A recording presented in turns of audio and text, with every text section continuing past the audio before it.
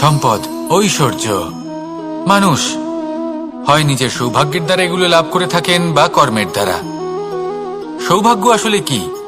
গ্রহের দশা যা প্রত্যেক মুহূর্তে বদলাতে থাকে। কর্মের মাধ্যমে যখন আপনি ধন অর্জন করেন, তখন সেই ধন আপনার আগামী প্রজন্ম লাভ করে। সেটা হয় সে ভোগ করে বা তার জন্য তার ভোগান্তি হয়। আর এটা নির্ভর করছে আপনার কর্মের ওপরে। কি কর্ম করেছেন আপনি সেই ধনকে লাভ করার জন্য। যদি আপনি সৎ পথে চলেন, নিষ্ঠা ভরে আপনি কর্ম করে থাকেন এবং তার ফলে আপনি ধন অর্জন করে থাকেন, তাহলে আপনার আগামী প্রজন্ম সেটা ভোগ করবে, সেটা প্রয়োগ করবে নিজের বিকাশের জন্য। কিন্তু যদি আপনি কুকর্ম করে থাকেন, কোনো রকম ছলনা করে থাকেন এই ধন লাভ করার জন্য, তাহলে 100% আপনার আগামী প্রজন্মকে এর জন্য ভুগতেই হবে। তাহলে আপনি কি চাইবেন? যে আপনার আগামী প্রজন্ম সুখ ভোগ করবে, নাকি আপনার কুকর্মের পরিণাম ভোগ করবে? নির্বাচন আপনারই। আসুন আমার সাথে ভালোবেসে বলুন, রাধা রাধা। লোভ আপনার অন্তরের আরো একটা শত্রু। দেখতে গেলে এটা একটা শব্দ, একটা সংস্কৃত শব্দ। লব ধাতু থেকে উৎপন্ন হয়েছে। এর অর্থ কিছু লাভ করা। কিছু লাভ করা অনুচিত নয়, আরো কিছু লাভ করাও অনুচিত নয়, কিন্তু সব থেকে বেশি আমিই লাভ করব, আমি আরো চাই, আরো বেশি চাই, আরো বেশি পেতে চাই, এটাই হলো লোভ। আর এই লোভ যখন গ্রাস করে, তখন আপনি যা পেতে চান, সে ধনই হোক বা মানই হোক, তা অর্জন করার জন্য মানুষ যে কোনো স্তরে পৌঁছে যেতে পারে। যদি মানুষ ধন অর্জন করতে চান, তাহলে তার জন্য তারা অধর্মের পথেও চলতে পারেন। যদি সম্মান অর্জন করতে চান, তাহলে অন্য মানুষকে ছোটও করতে পারেন।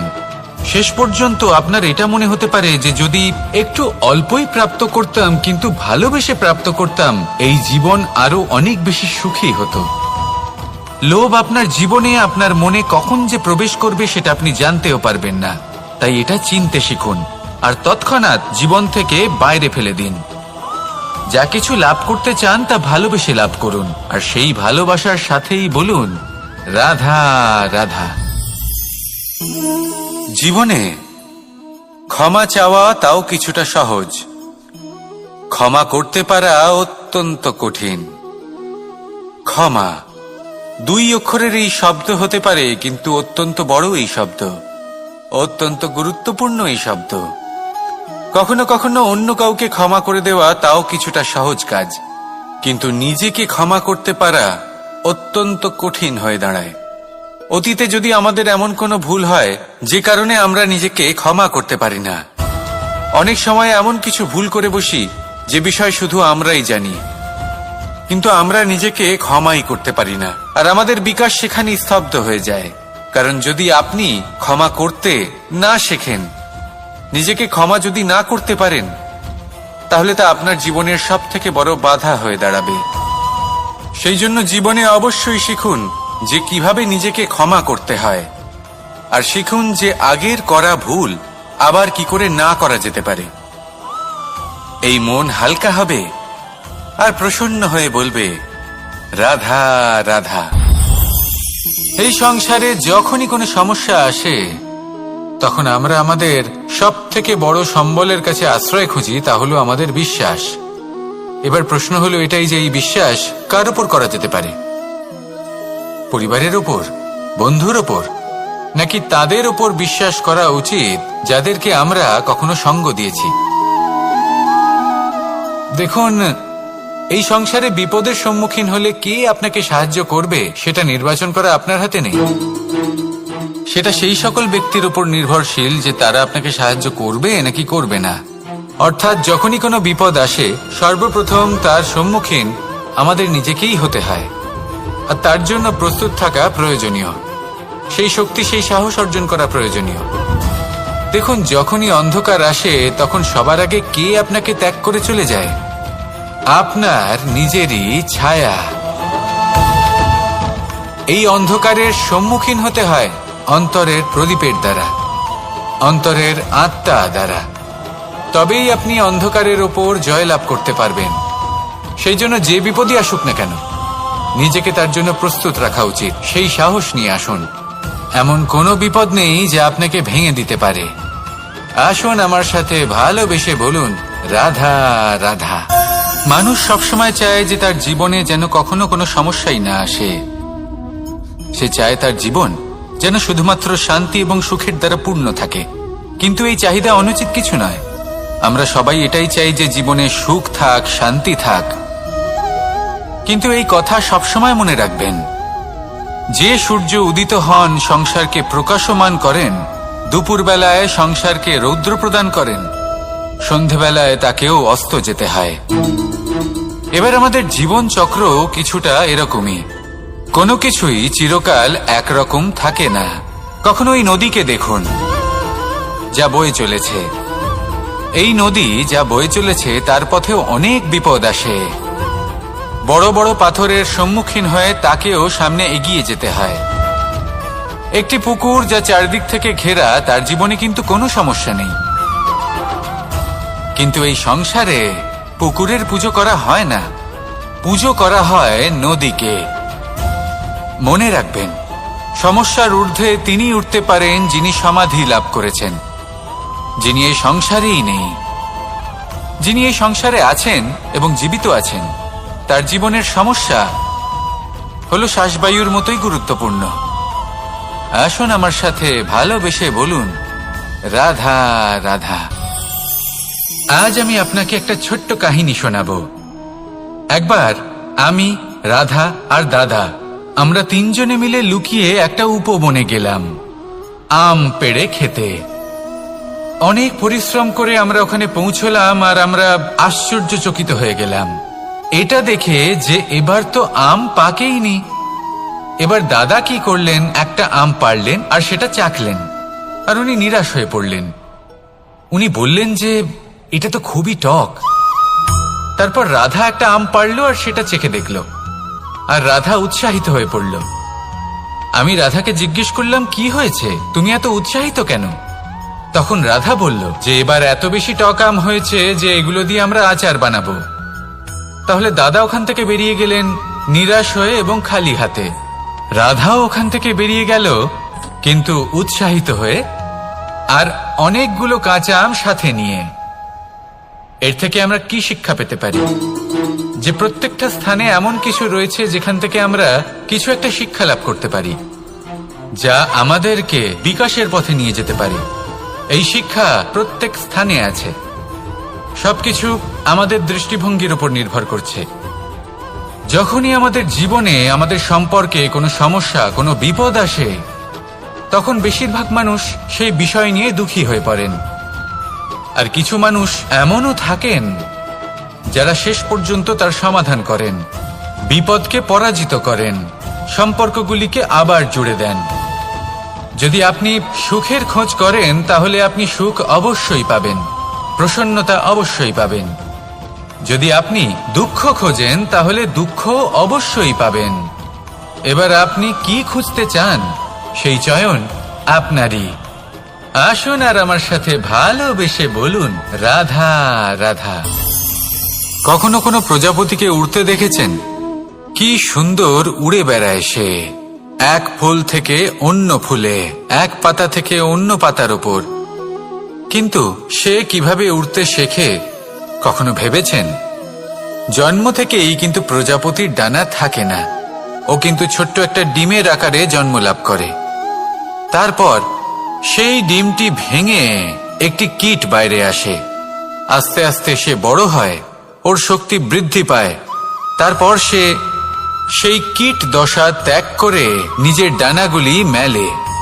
এই প্রক্রিয়া তার কাছে সরল নয়, অত্যন্ত যন্ত্রণাদায়ক প্রক্রিয়া, কিন্তু সে সেই যন্ত্রণা মেনে নেয়। আর তারপর আস্তে আস্তে সে উড়তে শেখে। শুধুমাত্র আকাশে উড়ে বেড়ায় তা নয়, আমাদের মনের মাঝে উড়ে বেড়ায়। এবার এই ডিম থেকে প্রজাপতি হয়ে ওঠার যে যাত্রা, এটা যতটা কঠিন, ততটাই কঠিন হয় এই সংসারে শ্রেষ্ঠ কর্ম করা, ততটাই কঠিন হয় এই সংসারে মহান হয়ে ওঠা। সেই জন্য প্রয়োজনীয় প্রচেষ্টা এবং সময়। নিরন্তর প্রচেষ্টা করতে থাকুন, পর্যাপ্ত সময় নিন এবং আপনি নিজেকে এই আকাশে উড়ন্ত অবস্থায় পাবেন। আসুন আমার সাথে ভালোবেসে বলুন, রাধা রাধা, রাধা রাধা। আপনারা হয়তো ভাবছেন কি আশ্চর্য ব্যাপার, প্রত্যেকবার আমি কথা শেষ হওয়ার পরে রাধা রাধা বলি। এইবার আমি আগেই বলে দিলাম। কারণটা কি? কারণ হলো অত্যন্ত বিশেষ। প্রত্যেকবার কথা সমাপ্ত হবার পরে আপনাদের সবার মধ্যে ভালোবাসা বিতরণ করতে চাই, তাই রাধা রাধা বলি।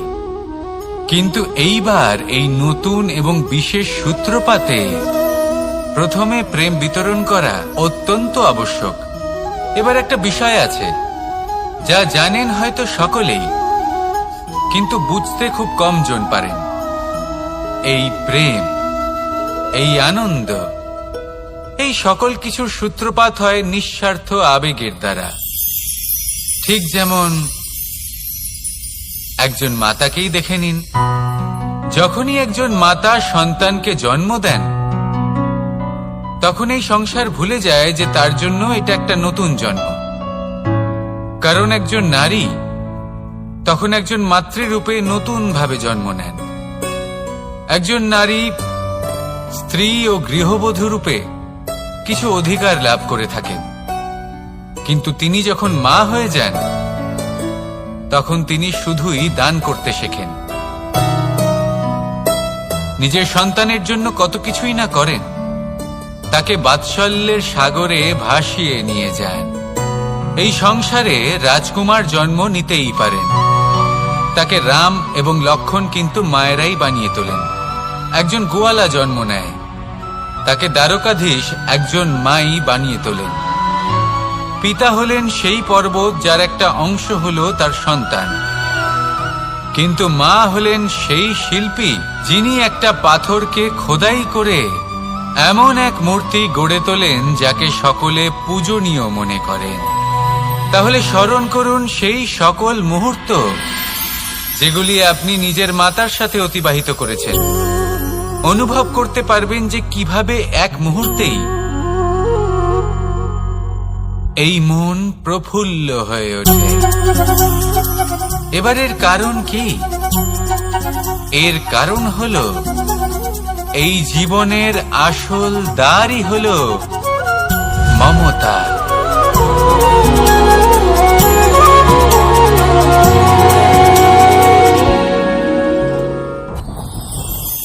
যত শক্তিশালী এই মন, তত শক্তিশালী এই শরীরও। এই যে আমাদের শরীর, এটা আসলে কি? এ হলো একটা রথের মতো। আর একটা রথ ততক্ষণ চলতে পারবে না যতক্ষণ না তাকে কোনো সারথি চালাবে। এই মন হলো শরীরের সারথি। এবার ভাবুন, যদি এই সারথি শক্তিহীন হয়, দুর্বল হয়, তাহলে এই রথের কি হবে? এটা উচিত পথে চলতে পারবে না, উচিত গতিতে চলতে পারবে না, মন মতো স্থানে এটা পৌঁছতেও পারবে না। সেই জন্য মনের শক্তি অত্যন্ত প্রয়োজনীয়। এবার মনের শক্তি আমরা কোথা থেকে লাভ করি? দৃঢ়তার শক্তি থেকে। এবার এই শক্তি আমরা কিভাবে বাড়াতে পারি? আমরা প্রতিদিন কিছু নতুন স্থির করি, কিছু ছোট কিছু বড়। আর যেই আমরা নতুন কিছু পূর্ণ করি, আমাদের মনের শক্তি বেড়ে যায়। আর যদি পূর্ণ না করতে পারি, মনের শক্তি কমে যায়। একটা দেওয়ালের মতো ছোট ছোট ছোট ছোট শিলা আমরা একটার পর একটা স্থাপন করে একটা দেওয়াল তৈরি করি। এতগুলো পাথর যখন একত্রিত হয়ে যায়, তখন এমন এক দেওয়াল তৈরি হয় যাকে ভাঙা প্রায় অসম্ভব হয়ে দাঁড়ায়। সেরকমই হয় মন এবং দৃঢ়তা। ছোট ছোট কাজ করে নিজের লক্ষ্য পূর্ণ করুন। এই লক্ষ্য যদি পূর্ণ হয়, তবে মনের শক্তি বাড়বে। কিছুটা এইভাবে যে যত বড়ই বিপদ আসুক না কেন, সেই বিপদ নিজে হার মেনে নেবে, কিন্তু আপনার মন ততটাই শক্তিশালী থাকবে। তাই মনের শক্তি বাড়াতে থাকুন, যাতে আপনি উচিত পথে চলতে পারেন, উচিত গতিতে চলেন আর মনোবাঞ্ছিত স্থানে পৌঁছতে পারেন।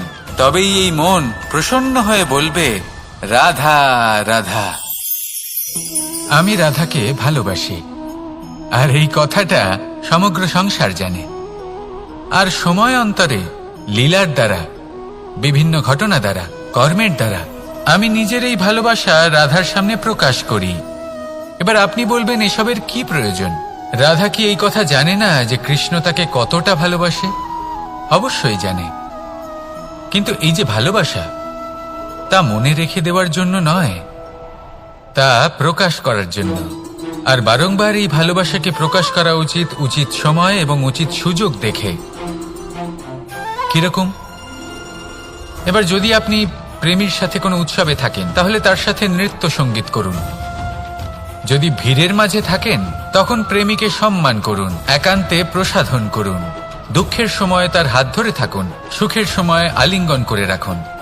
এই প্রেম যত প্রকাশ করবেন, ততই এই প্রেমের বৃদ্ধি হবে।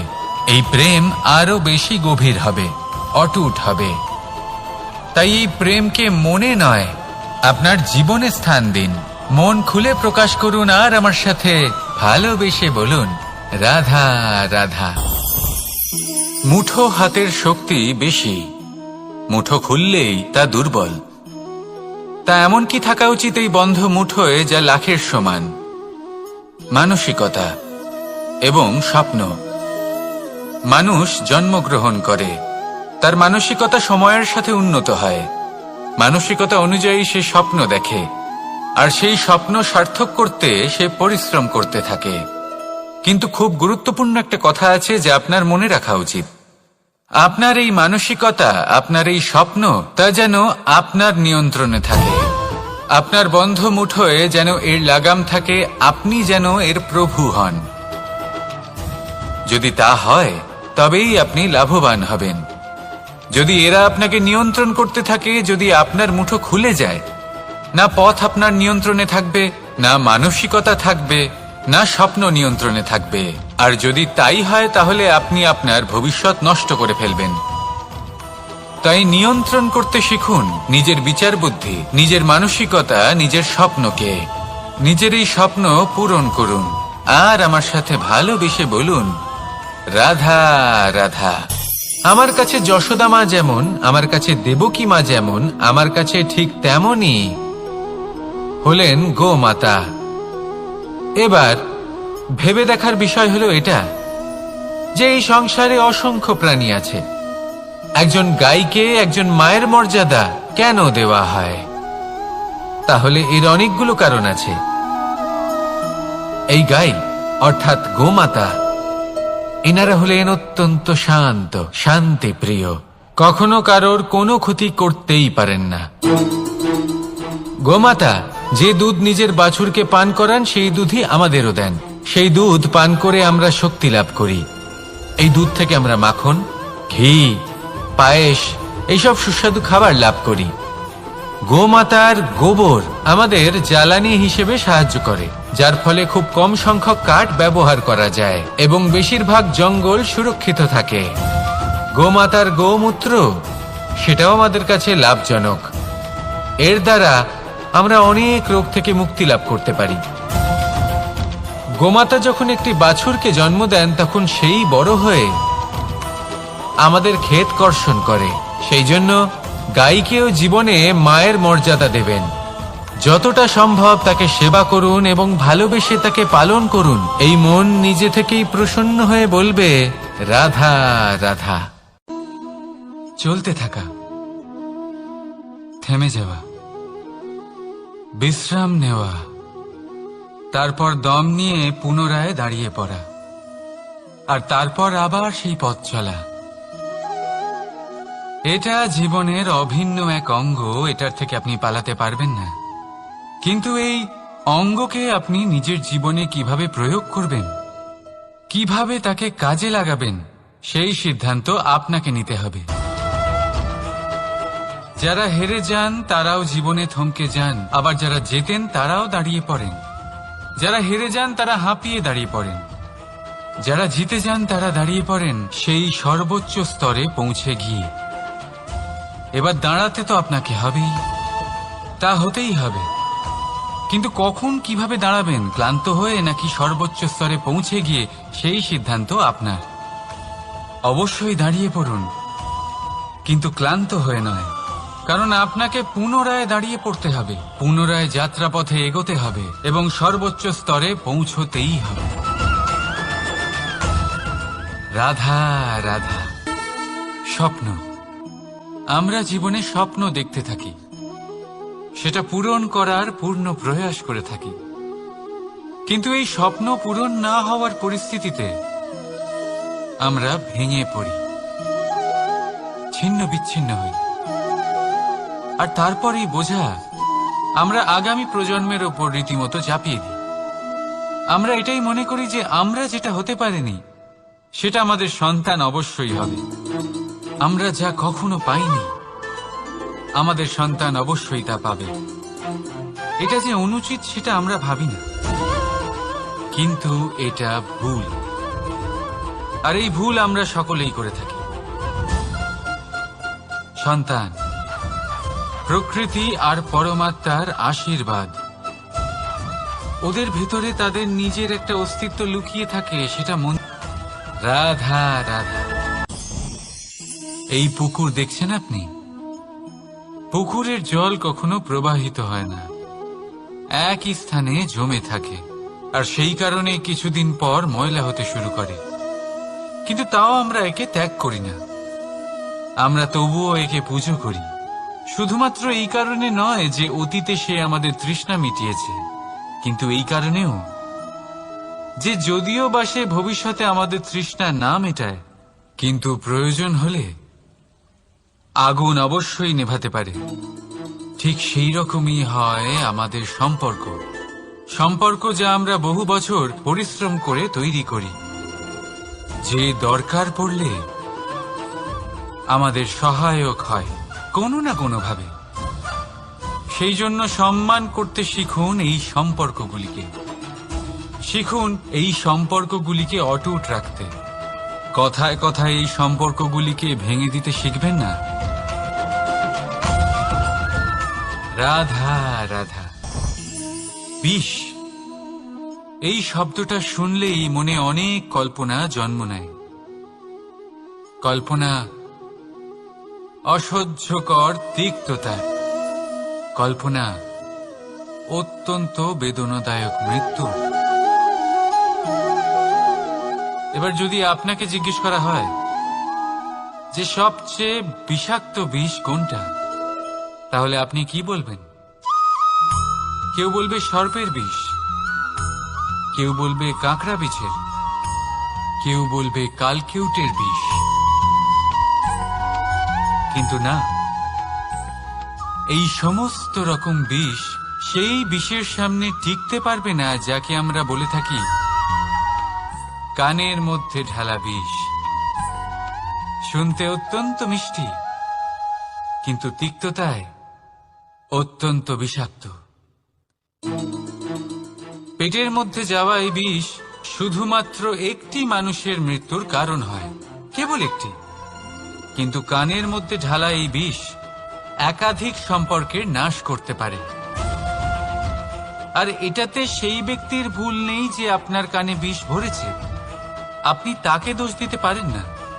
এখানে দোষ আপনার নিজের, যে এই বিষকে আপনি নিজের উপরে প্রভাব ফেলতে দিয়েছেন, এই বিষকে সুযোগ দিয়েছেন আপনার ক্ষতি করতে। এটা আপনার ভুল। সেই জন্য কুমন্ত্রণায় কখনো কান দেবেন না। আপনার মনে ভালোবাসার দৃঢ়তা জাগিয়ে তুলুন আর নষ্ট করে দিন এই সংসারের সমস্ত বিষের প্রভাবকে। রাধা রাধা। জীবন, আমাদের এই জীবন, সুখ আর দুঃখ, এই দুইয়ের মিশ্রণ, এদের সংমিশ্রণই জীবনের ভারসাম্য বজায় রাখে। এখন এই সুখ, সুখ এমন এক বস্তু যাকে সবাই খুঁজে চলেছে। দুঃখ এমন এক অনুভূতি যা সবার কাছে আছে। আমাদের প্রত্যেকের জীবনে সুখ আর দুঃখ আসতে থাকবে আর যেতেও থাকবে, এটা অবশ্যই জীবনে থাকবে। কিন্তু সফলতা, এটা সবার জীবনে আসে না। কেন? কারণ এই সফলতা সুখ আর দুঃখের দ্বারা প্রাপ্ত হয় না। সফলতা প্রাপ্ত হয় নিজের উপরে বিশ্বাস করতে থাকলে। আকাশের ওই সূর্যকে দেখুন, সূর্যের বিশ্বাস আছে নিজের উপর যে সে সমস্ত জগৎকে আলোকিত করতে পারবে, নিজের প্রথম রশ্মি দিয়ে অন্ধকারকে দূর করতে পারবে। সূর্য এই বিশ্বাস নিয়েই আসে, আর কিছুক্ষণের মধ্যেই সমস্ত সংসার থেকে অন্ধকারকে বিনাশ করে ফেলে সে। তাহলে মনে রাখবেন, এই সুখের আভাস, এই দুঃখের অনুভূতি আসতেও থাকবে আর যেতেও থাকবে। শুধু নিজের উপরে বিশ্বাস রাখুন, তারপর দেখবেন এই সফলতা আপনার দাস হয়ে থাকবে। রাধা রাধা। চাঁদ কত শ্রেয়, শুভ্র, কত সুন্দর। কিন্তু যদি আপনি মনোযোগ সহকারে দেখেন তাহলে দেখবেন এই চাঁদেও দাগ আছে। আর এই দাগগুলি থাকার কারণে কি এই চাঁদের মাহাত্ম্য কখনো কমে যায়? কখনো নয়। এর কারণ হলো চাঁদের নিরন্তর চেষ্টা। একবার এই আকাশে দেখুন, এই অন্ধকার সবসময় চেষ্টা করে চাঁদকে ঢেকে দেওয়া, কিন্তু এই চাঁদ সবসময় এই অন্ধকারের সাথে লড়াই করতে থাকে। অমাবস্যা থেকে শুরু করে চাঁদের এই যাত্রা পূর্ণিমা অবধি পৌঁছেই যায়। আর তাই এই চাঁদের পুজো করা হয়, এই কারণে এই চাঁদকে মাহাত্ম্য দেওয়া হয়। এইভাবেই যদি আপনার মধ্যে কোনো দোষ থাকে, কোনো খারাপ কিছু থাকে, তাহলে সেটা কোনো বড় ব্যাপার নয়। চেষ্টা করুন সেটাকে শুধরে নেওয়ার, কিন্তু সেই কারণে নিজেকে খারাপ মনে করা এটা অনুচিত। নিজের ভুলগুলো, নিজের দোষগুলো, নিজের খারাপ দিকের কথা ভুলে আপনি এই সংসারের ভালোর দিকে প্রস্থান করেই দেখুন না। আপনি দেখবেন আপনার অন্তরের তেজ ঠিকরে বেরোচ্ছে। রাধা রাধা। এই পিঁপড়েদের দেখছেন আপনি? সবাই একই রকমের। এদের মধ্যে তফাৎ খুঁজে বার করা অসম্ভব। মনে হয় যেন ওদের আলাদা আলাদা অস্তিত্বই নেই। কিন্তু যদি আপনি মন দিয়ে দেখেন তাহলে দেখবেন প্রতিটা পিঁপড়ের আলাদা কাজ নির্ধারিত, তাদের আলাদা অস্তিত্ব আছে। কেউ বাড়ি বানানোর জন্য মাটি সংগ্রহ করতে পটু, কেউ ঢিপি বানাতে পটু, কেউ খাবার খোঁজায় পটু, আবার কেউ সেই খাবার আনায় পটু। ঠিক সেরকমই হয় মানুষেরা। মনে হতেই পারে সবাই একই রকম, কিন্তু প্রতিটা মানুষের ব্যক্তিত্ব, প্রতিটা মানুষের অস্তিত্ব ভিন্ন হয়। আর সত্যি কথা বলতে কি, প্রতিটা মানুষের ভিন্নতাই আমাদের প্রগতির দিকে নিয়ে যায়। ভাবুন, যদি আপনাকে কারোর সাথে হাত মিলিয়ে চলতে হয়, তাহলে আপনাকে আপনার সোজা হাত তার উল্টো হাতে ধরে এগোতে হবে। এটাই সৃষ্টিকর্তার সৃষ্টির নিয়ম। ভিন্নতা, এই ভিন্নতাকে আশীর্বাদ ভেবে চলুন, এতে কোনো খারাপ নেই। রাধা রাধা। দাদা আমাকে বহুবার জিজ্ঞেস করেন যে কানাই, তুমি রাধার সাথে এই সংসারকে প্রেম শেখাতে এসেছো, তাহলে কেন তুমি রাধাকে এত বিরক্ত করো? কেন ও তোমাকে বিরক্ত করে? কেন এই ঝগড়াঝাটি হয়? কেন এই টানাপোড়েন চলে? এবার এটার উত্তর আমি কিছুটা এইভাবে দিতে চাই। পিঁপড়ে সেই বাড়িতেই প্রবেশ করে যেখানে মধু উপস্থিত আছে। যদি আপনার বাড়িতে মধু থাকে, কোনো মিষ্টি জিনিস থাকে, মিষ্টত্ব থাকে, তাহলে পিঁপড়ে সেখানে অবশ্যই প্রবেশ করবে। ঠিক এইরকমই হয় আমাদের সম্পর্ক। এর মধ্যে ছোটখাটো ঝগড়াঝাটি, টানাপোড়েন, রাগ করা, মন ভাঙানো, এই সব তো চলতেই থাকে, বিশেষ করে সেই সম্পর্কগুলিতে যেখানে মিষ্টত্ব আছে। মনে রাখবেন, যেই সম্পর্কে কোনো খুনসুটি নেই, রাগ করা, মান ভাঙানো নেই, কোনো ছোটখাটো ঝগড়াঝাটি নেই, সেই সম্পর্ক শুধুমাত্র মস্তিষ্ক দিয়ে পালন করা হচ্ছে, মন থেকে নয়। তাই মন থেকে ভালোবাসতে শিখুন। আর এই ছোটখাটো ঝগড়াঝাটির, এই অম্ল মধুর খুনসুটির আনন্দ উপভোগ করুন, কারণ এতেও ভালোবাসা আছে। রাধা রাধা। এই পুস্তক বড়ই কাজের জিনিস। কাহিনী হোক, কবিতা হোক, স্মৃতি হোক, এতে যাই লিখে দেবেন তা ভবিষ্যতের পুঁজি হয়ে যাবে। কিন্তু যদি কখনো এমন হয় যে এই পুস্তক ময়লা হয়ে যায়, বা যদি কোনো পাতায় আপনি ভুল করে কালি ফেলে দেন, বা কোনো বাক্য লিখতে গিয়ে আপনি ভুল করে ফেলেন, তাহলে আপনি কি করেন? সেই পুস্তক কি আপনি তুলে ফেলে দেন? না, তাই তো।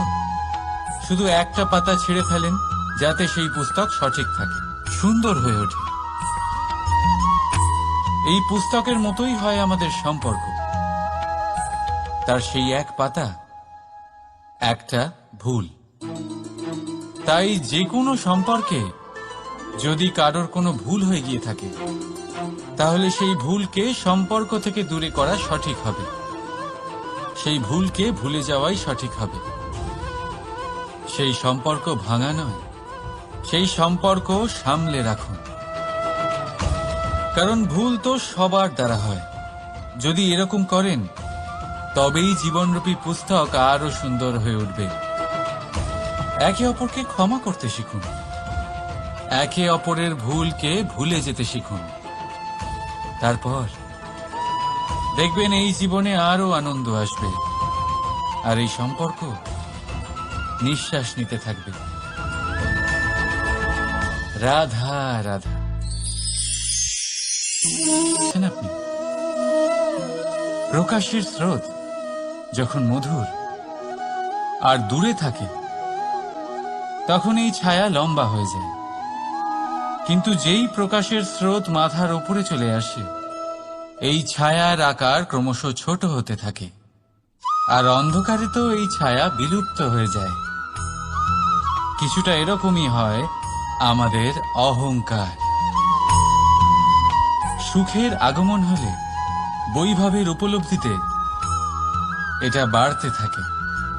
কিন্তু যেই সংকটের তাপ বেড়ে ওঠে, অহংকার ছোট হতে থাকে।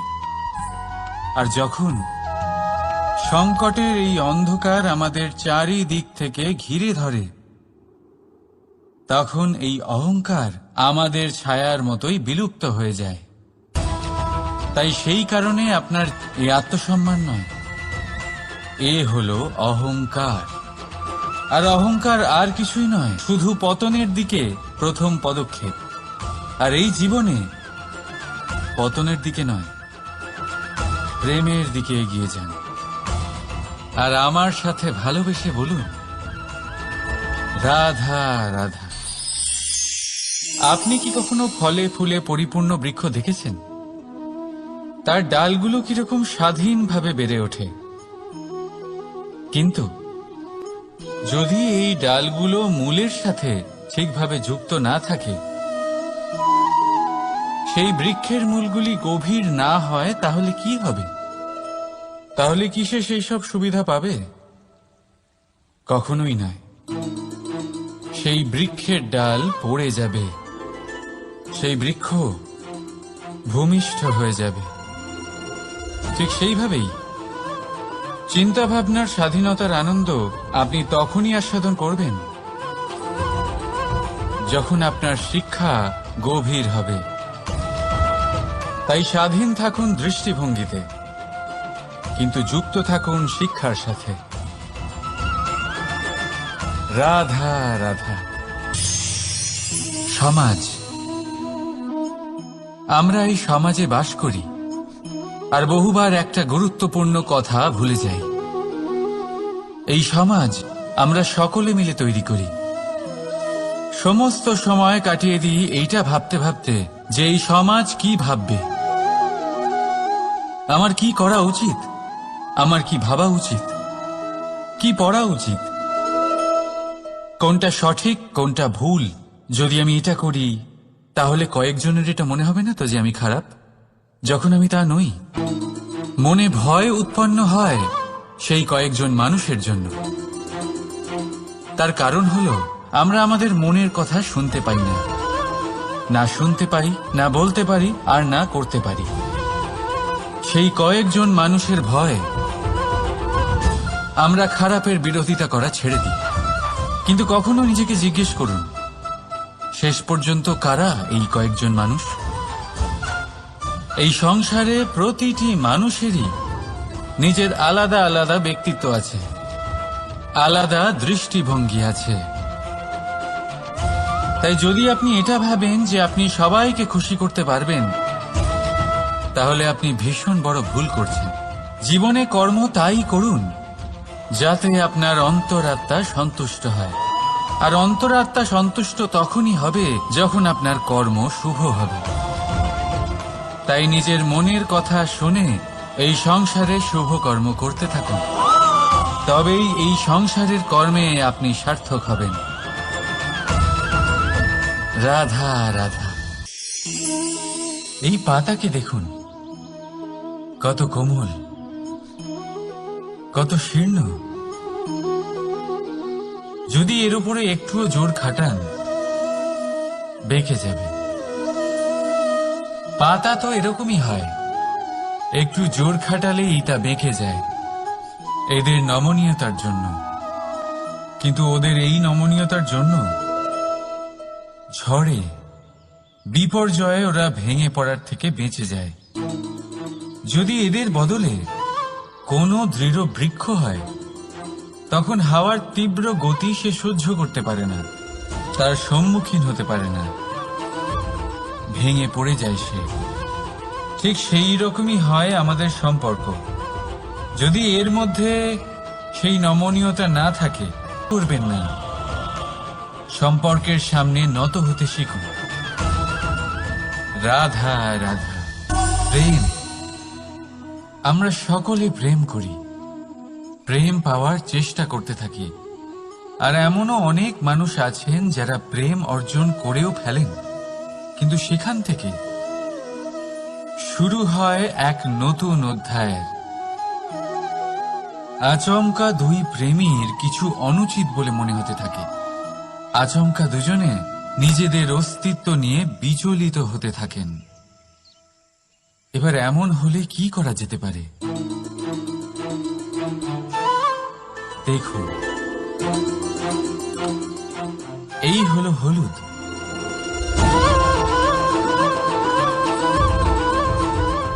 আর এই হলো চুন।